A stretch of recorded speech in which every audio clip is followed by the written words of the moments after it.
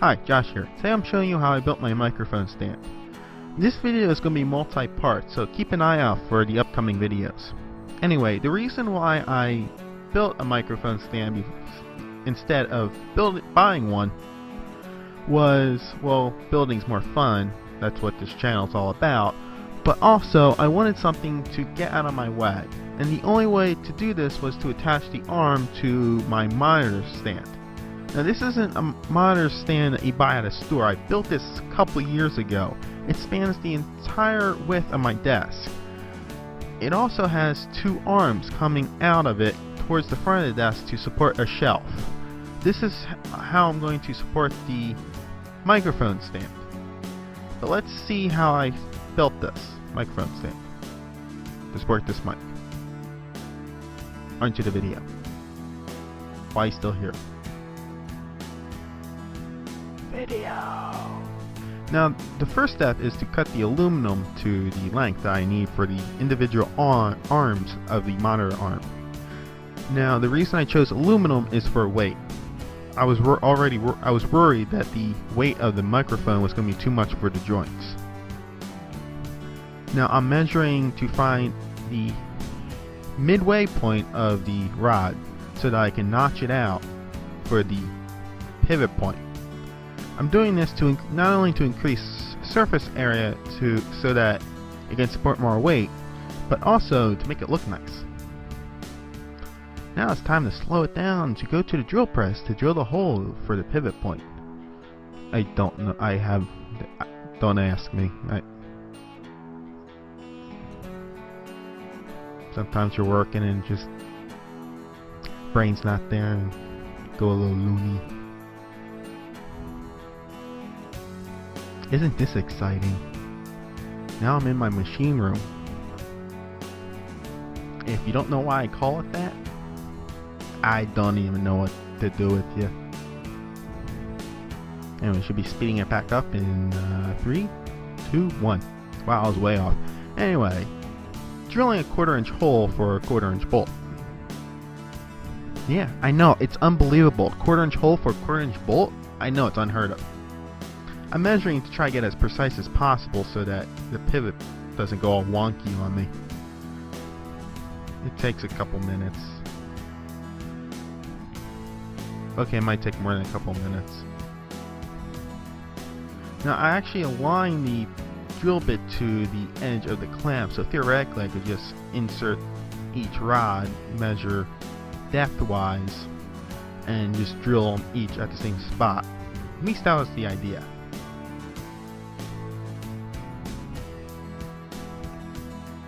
Nice thing about aluminum, drills easy. That's number 2. Alright, we're slowing it back down here. Now, since you've already seen the way to the machine room, I thought that you might like this shirt. And how true it is. Just so true. Despite what you might think, this video is not brought to you by JLG. Although if they want to become a sponsor, I don't know why you would, but... Alright, now I'm doing something else. I need to work better at editing. Anyway, back to the monitor arm. I went back and forth between here and the grinder, so you're only seeing half of it, but I was grinding not only the face or the end of the rod, rounding it off, I was also grinding the face where the two joints meet so they're a little more square because the drilling didn't go very well.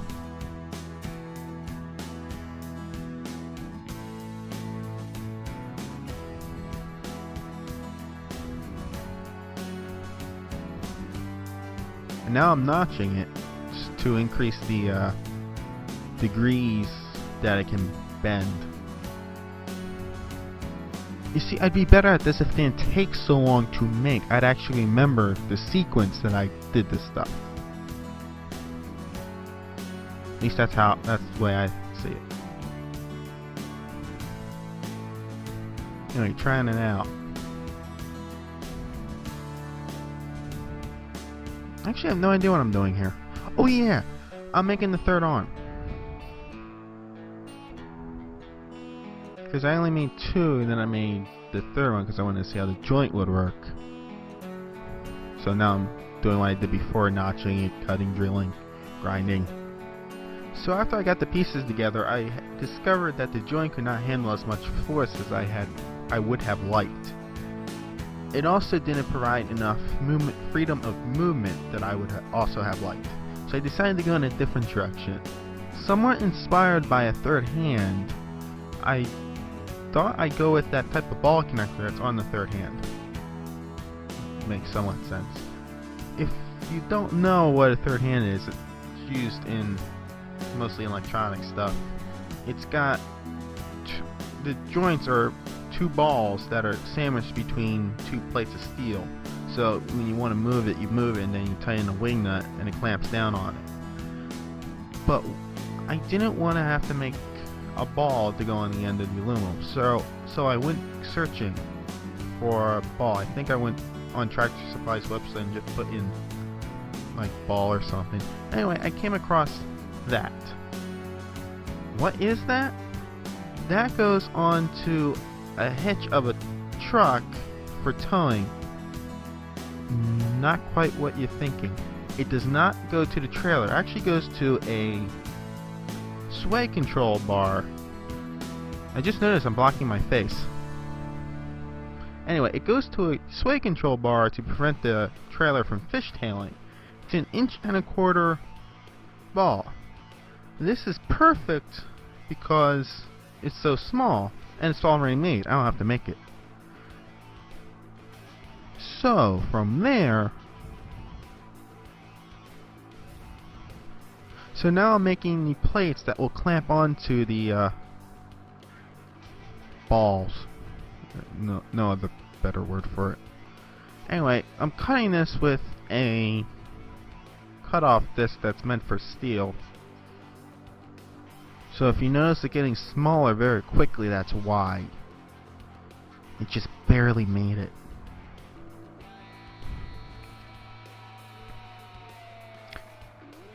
Anyway, I clamp them together so that when I drill, the holes will be perfectly aligned.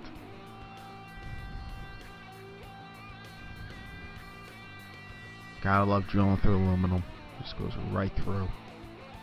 And it makes a bunch of neat little swirly things.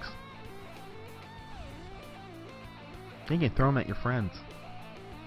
Might be why I don't have any. Anyway, drilling hole number 2 for the second ball. Bit change. Now I'm drilling the hole in the middle so that I can throw a bolt through it to clamp the two pieces of aluminum down. Oh, I forgot to mention, I'm using aluminum for weight. At least that's what I started out with. Then I started using aluminum so that it will give a little deform in the shape of the ball to increase friction.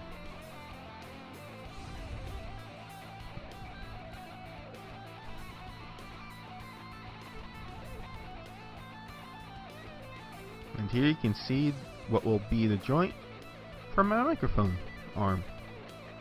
Ain't it pretty? Anyway, moving on. Now, I can't weld steel to aluminum. It's technically possible, but no one could afford the equipment to do it. At least that's what I read on the internet, and the internet never lies. So what I'm doing is turning down the 3/4 inch aluminum bar, or rod I should say, down to 3/8, and then thread it 3/8 fine thread. And then I'll drill a hole into the ball, thread that, and it'll just screw right on.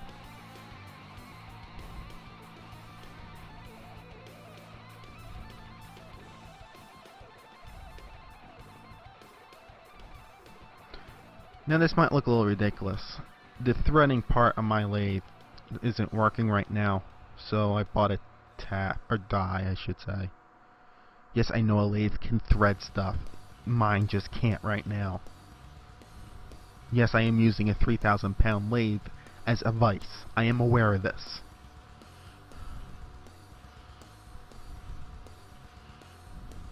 Anyway, that's threaded. Only two more joints to go. Don't worry, you don't have to watch that. Now, to drill the hole into the center of the ball, I could just stick it in my lathe and use the tailstock. Except my tailstock is a little out of whack. I'm still working on my lathe to get it done. But I had a bright idea to use a black pipe nipple, square up the end, weld a washer to it, stick the ball through, clamp it down with the nut, and drill a hole in my drill using my drill press. Let's find out how that works. Square it up. Yes, I did square up both ends, in case you're wondering.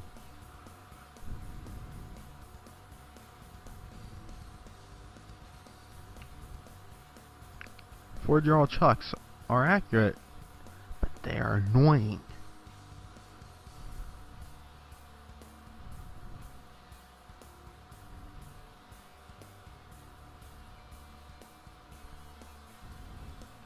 Alright, so now it's time to try it and drill a hole through the ball. Now I left the threads on because I needed them to tighten it down to the washer.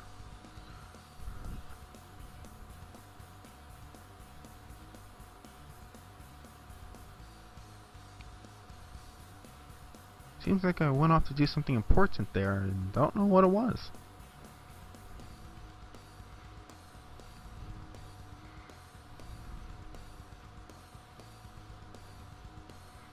I actually did run into the problem at the drill bit not being long enough. I just forced it anyway. Shockingly, it didn't break on me. Alright, so now that the hole's drilled, it's time to cut off the threaded portion to reduce weight and length. I'll face up and you can see how well centered that hole is. Again, using the several thousand-pound lathe as a vise.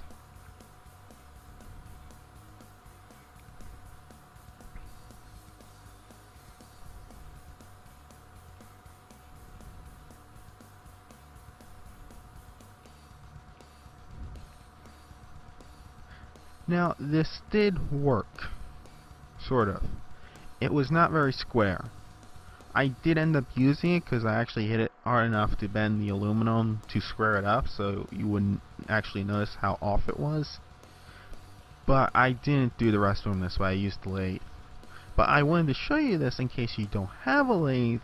There are other options. You just might have to think outside the box. Just because you don't have a tool doesn't mean that you can't do without. It just makes life easier to have the right tool. Hey, did you know I have an Instagram page? Yeah, I can't believe it either. I just throw up some of this stuff that I complete that may or may not have a video attached to it. Anyway, if you want to follow me, go to instagram.com/610bob.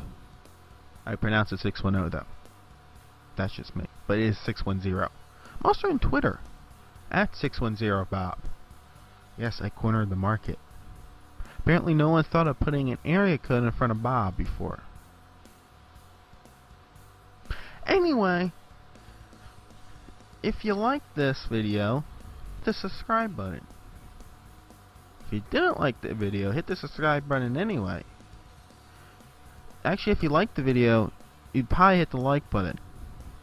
If you want to see more videos, you would subscribe. It's late at night, brain's not there. Some caffeine probably wouldn't hurt. Anyway, what was I saying? Oh yes, subscribe, like, share.